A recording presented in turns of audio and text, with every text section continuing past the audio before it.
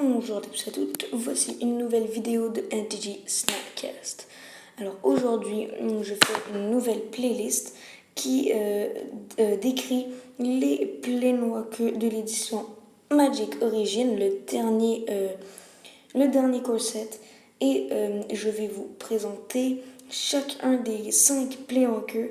Et à la fin de ces 5 vidéos, je vais vous montrer le grand gagnant.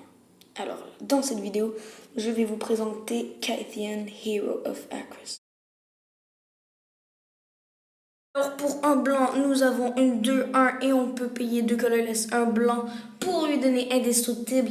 Et si nous avons attaqué avec 2 créatures ou plus avec Kythian, on peut le flipper en Guardian Battleforged. Kythian est relativement vulnérable, c'est pour cela qu'on peut payer 3 pour lui donner indestructible, mais je trouve que 3 c'est peut-être un tout petit peu trop cher. Si c'était 2, Kythian serait incroyablement joué en moderne, mais je trouve qu'il peut tout de même trouver sa place en standard. Le petit problème que peut rencontrer Kythian est qu'il est obligé d'attaquer s'il veut se transformer en Gideon Battleforged. Par contre, on peut payer 3 pour lui donner indestructible et on peut le faire en instant speed. Je trouve aussi que si Gideon n'aurait pas été légendaire, il aurait trouvé sa place en moderne et serait incroyablement puissant avec des decks comme Norin the Wary avec des Soul Warden. Mais évidemment, Kythian est légendaire parce que il peut se flipper en Playwalker. C'est aussi simple que ça. Maintenant, Gideon Battleforged est un Playwalker relativement puissant et provocateur, puisqu'il, son plus 2, lui permet d'obliger une créature adverse d'attaquer Gideon à son prochain tour.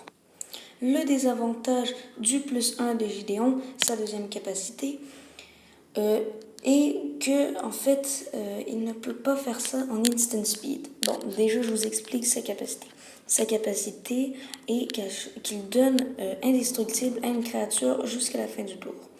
Comme c'est un Playwalker, ses habiletés, il ne peut pas les faire en instant speed, ce qui est un désavantage dans ce cas-là. Je trouve aussi que sa capacité n'est pas vraiment utile, sauf dans certains cas très particuliers. Je trouve aussi que Gideon Battleforged est un Playwalker très intéressant parce que son ultimate n'est pas négatif, ce qui veut dire que son ultimate ne lui enlève pas de loyalty counter. Son ultimate est aussi très puissant car il permet de devenir une 4/4 Human Soldier, mais aussi indestructible jusqu'à la fin du tour. Et en plus, on prévient tous les dégâts que Gideon aurait pu subir ce tour-ci. Ce qu'on fait généralement avec Gideon est qu'on fait sa première habilité, donc son plus 2. On oblige une créature à l'attaquer, donc elle est tapée à moins qu'elle n'ait vigilance ou n'importe quoi. Ensuite, on fait son ultimate et on swing et l'adversaire est directement en difficulté.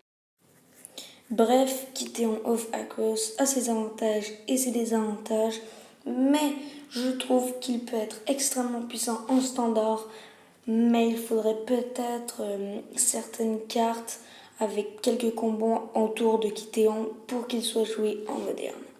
En Command 2, Kythian pourrait être un bon général, mais encore là, il peut être extrêmement squishy parce qu'on jouerait mono blanc et aussi au tour 1 on pourrait le jouer, ce serait une 2-1, au tour 2 on peut attaquer si les adversaires n'ont aucune créature, au tour 3 on lui donne indestructible en instant speed si jamais quelqu'un essaie de le détruire, ou on joue une autre créature ou un autre spell, etc. Alors j'espère que vous avez aimé cette critique sur Kythian.